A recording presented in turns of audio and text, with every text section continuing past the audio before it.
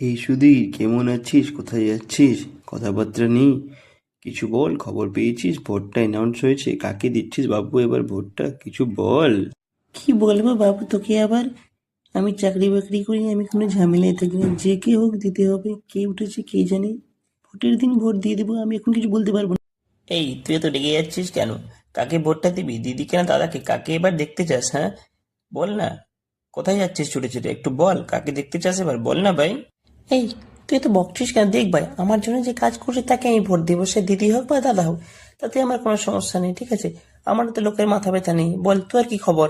আরে আমার আর কি খবর হবে? তুই জানিস আমার ভোটার লিস্টে নামই নেই। এবার আমি কি করব, কাকে ভোট দেব? আমাকে সবাই বলছে ভোট দিবে ভোট দিবে, আমার তো ভোটার লিস্টে নামই নেই ভাই।